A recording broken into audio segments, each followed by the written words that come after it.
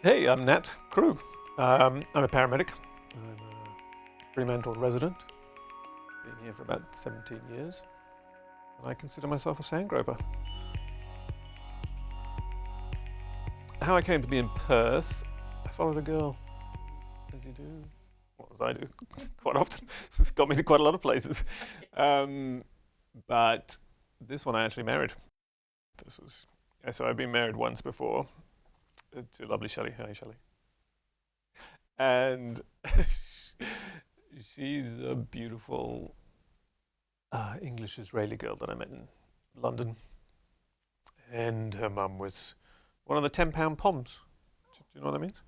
I have a feeling that it was literally there was an incentive to get people to immigrate for, to Australia from England, and they'd give them 10 quid.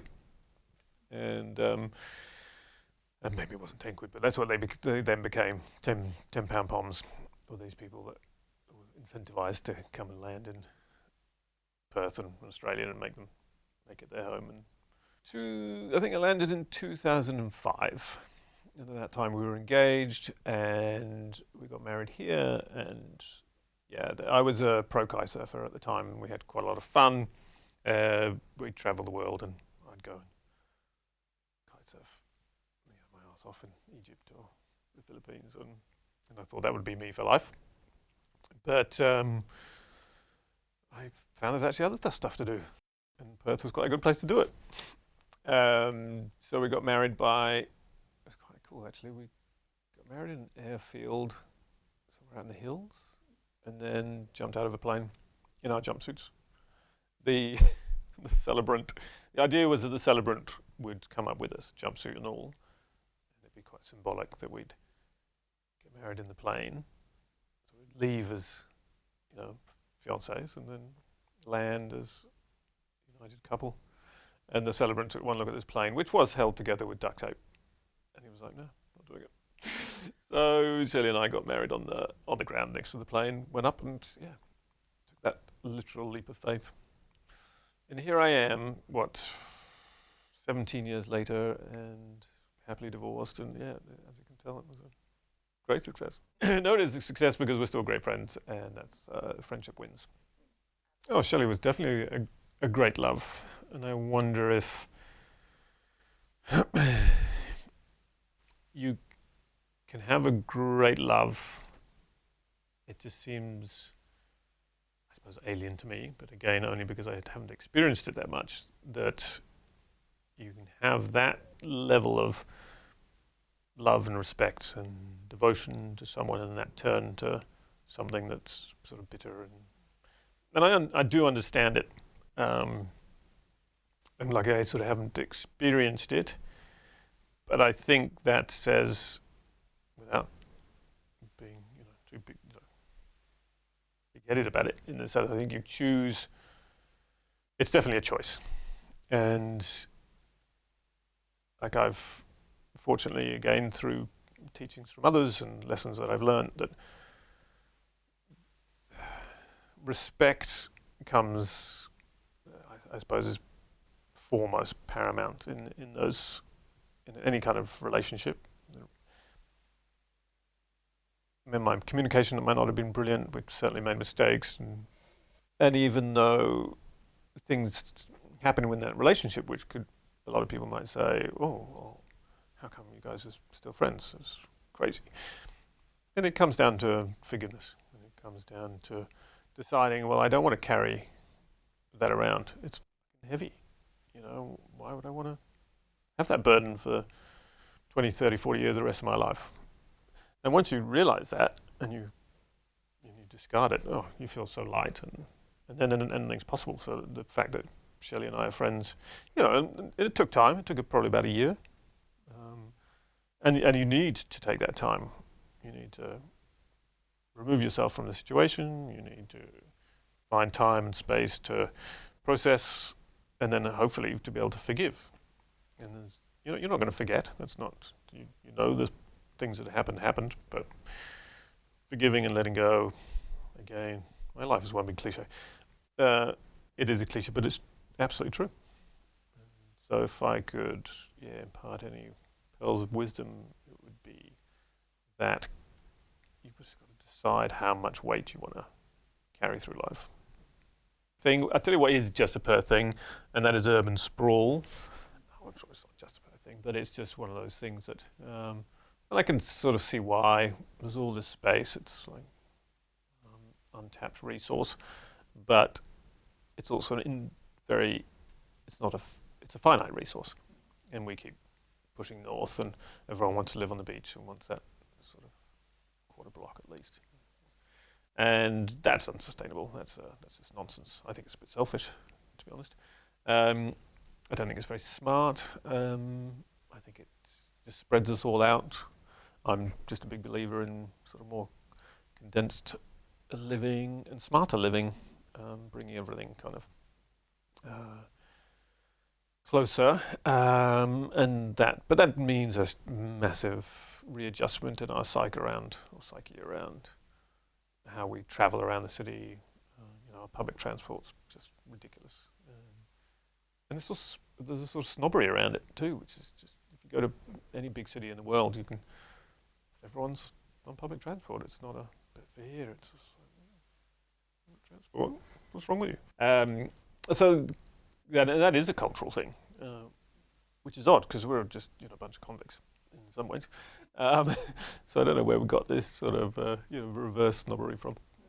But no, I'd love to see that sort of change, and I think there are definitely people who are kind of trying to push that agenda, if you will. But I think it's a good and positive agenda.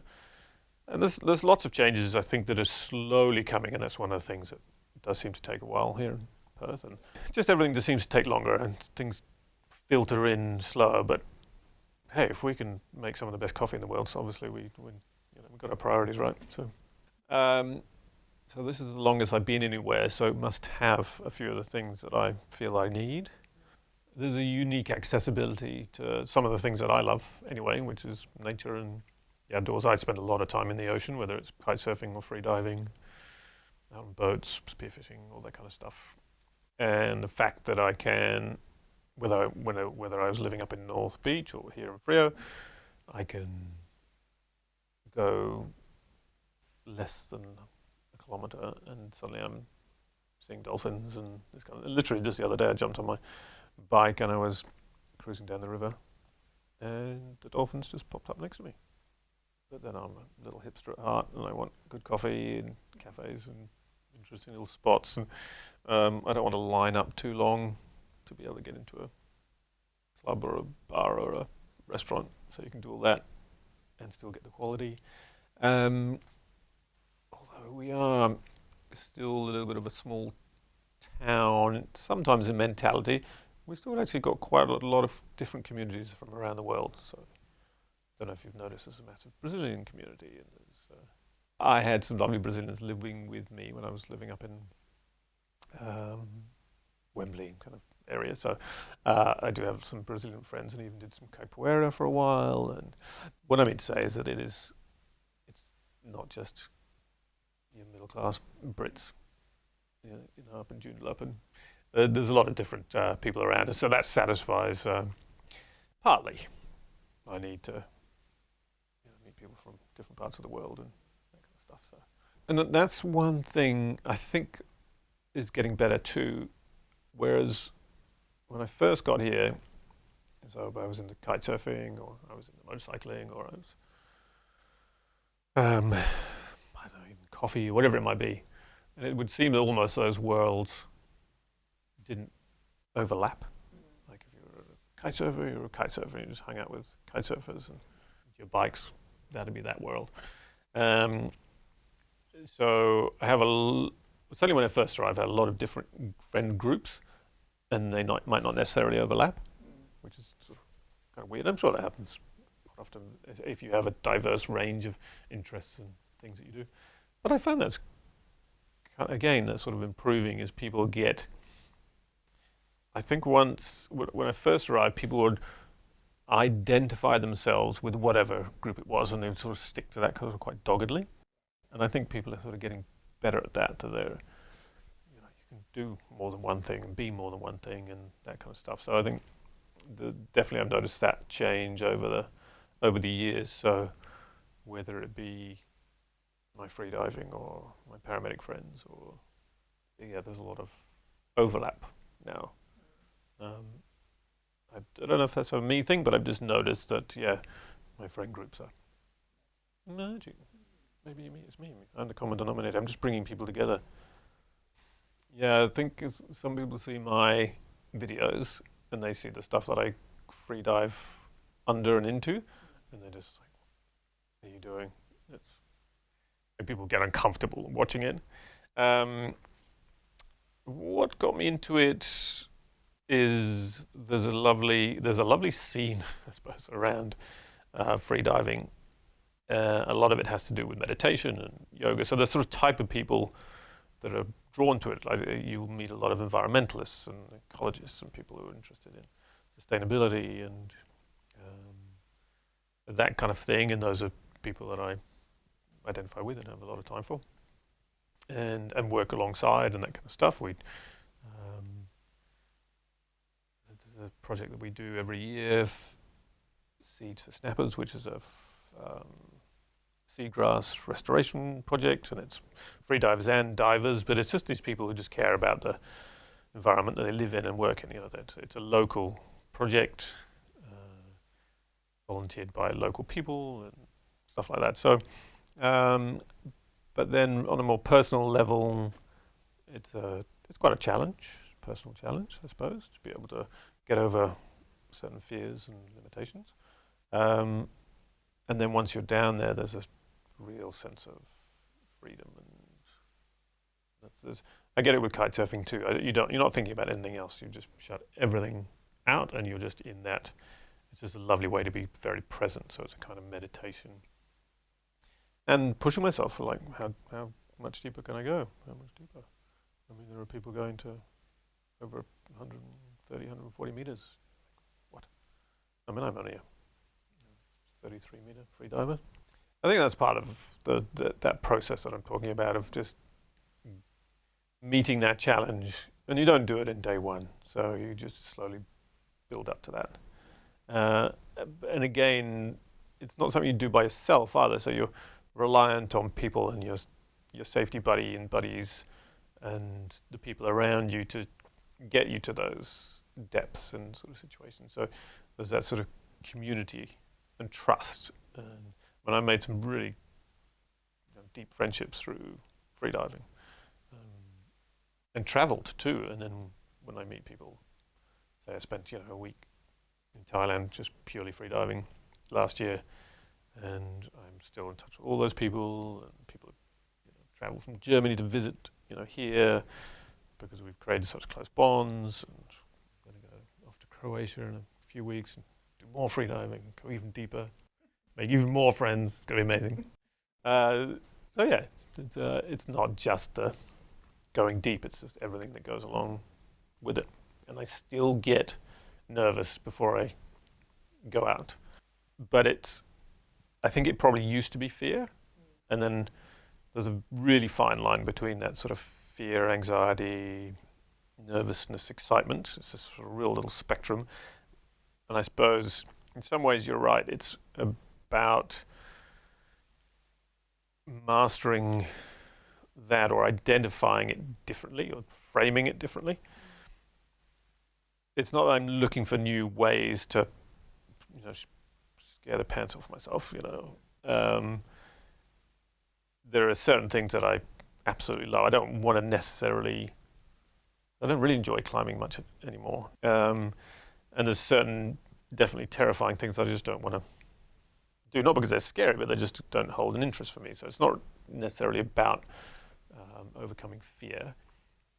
There are certain interests that I have which are sort of wrapped up or layered in the sort of passions that I have. So freediving is not just about going deep and overcoming that sort of fear. It's about accessing a place that's super special and different and magical, and all the feelings that go along with that. I suppose are more powerful than the feelings of fear or anxiety.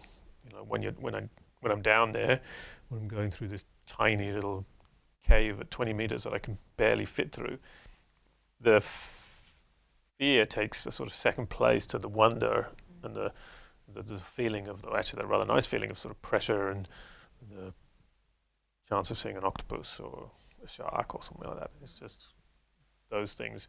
And the same with the adrenaline, the sheer joy of riding my motorcycle, 200 k's an hour, and that feeling of euphoria and excitement is greater than the fear that comes along with it. So I suppose that's what that is, rather than looking for fear or overcoming fear just for the sake of fear. Does that make sense? I think I took a very different trajectory in life quite early on, and it's not so much about finding exciting, youthful, energetic things to do. I think it was about bucking the societal trend, I suppose, just doing things in a different order. Well, certainly early on, realizing that you didn't have to conform to this sort of very, and I think it still permeates today quite heavily, this sort of time-orientated success treadmill that we all seem to be on, or a lot of people do, of going to school, going to uni, getting a career, getting that partnership, popping out the kids, all that sort of stuff. I was lucky enough that at 16 I left school and went out to work and was living by myself, and I think it made me realize that one doesn't have to do it in the sort of time frame that everyone seems to expect that of you, and also that you can kind of start again whenever. Like the amount of different careers I've had and how many different starts in life I've had. I think there's, looks-wise, genetics I've been very lucky, but I like to think that even if I don't look 51, I'd still feel how I feel now, and I'd be doing the same sort of things. I think the two certainly aren't connected. I'd like to think that I would have left school at 16 anyway, and just followed this really sort of fascinating, exciting, adventurous life. Lived all over the world and done a million things, and sort of enjoyed them all. And I think that's probably the key to